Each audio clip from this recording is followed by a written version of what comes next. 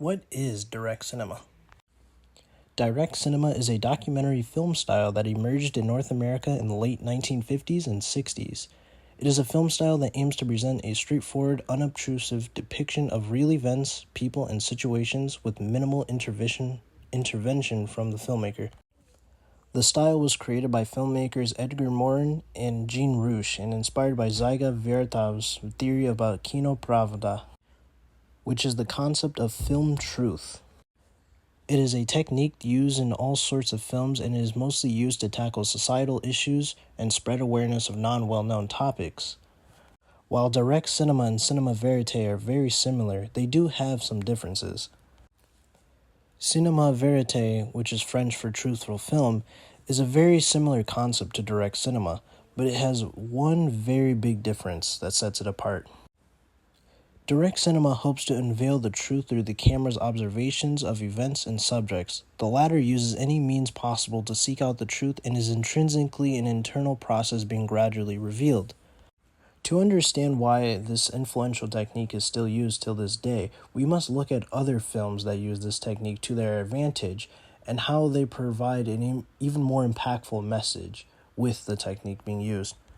A film that utilizes direct cinema is Dark Days, a social issue documentary released in 2000 and directed by Mark Singer. The film is about the lives of the individuals who inhabited the Freedom Tunnel section of the Amtrak system during the mid-1990s. The groups who lived in these tunnels spanned from Penn Station to Harlem, who were unhoused and created shelter, making makeshift homes in the Freedom Tunnel. The themes presented in this documentary include hopelessness, desperation, survival, and community. Singer was inspired by their determination and wanted to help by spreading awareness, thus creating his social issue documentary, Dark Days.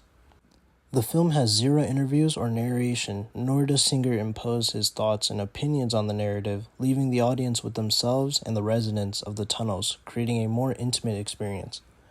The documentary was also filmed with a handheld camera, creating shaky movements throughout the film.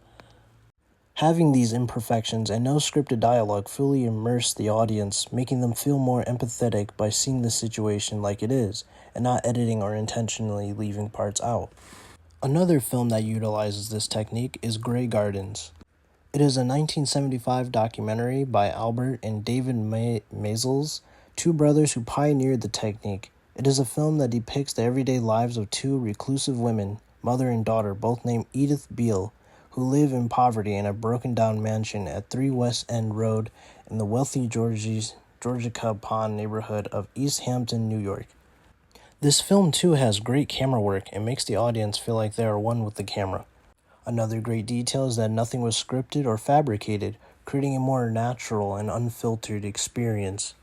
Unlike Dark Days, however, the camera is a bit more still this time around, really focusing on the emotion of our subjects, zooming in on the subject's face and hand gestures.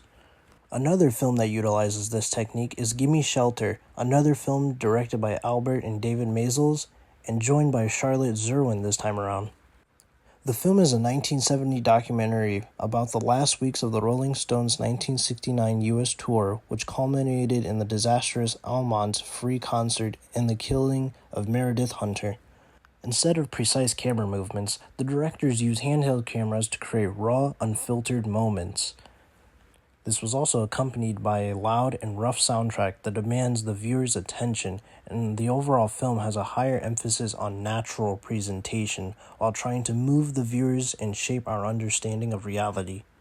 This filming style's impact can be seen in all kinds of documentaries today, and all kinds of projects.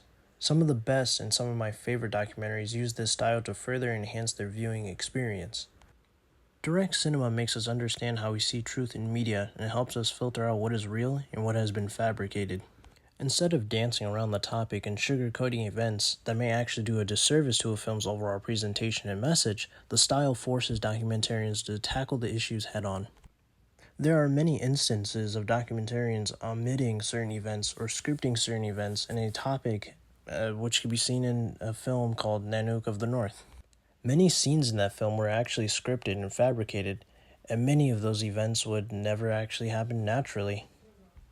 Take for instance the most memorable scene in the film where Nanook hunts a seal and chucks a spear in the ground to pull it up. This didn't actually happen in real life and doesn't naturally happen. I believe direct cinema is one of the most important film styles a documentarian has available. The use of direct cinema gives a film a natural and realistic approach that cannot be replicated by any other means. Making the viewers see a topic for what it is in a raw state and making the audience feel as if they were there is what makes direct cinema so powerful and so useful in creating an impactful message. If I were to make a documentary, I would use the direct cinema style, or at least incorporate some of its elements into my film to ensure an intriguing viewing experience. Direct cinema is one of the most important styles of filmmaking, and if executed correctly, can create some of the most impactful pieces of work.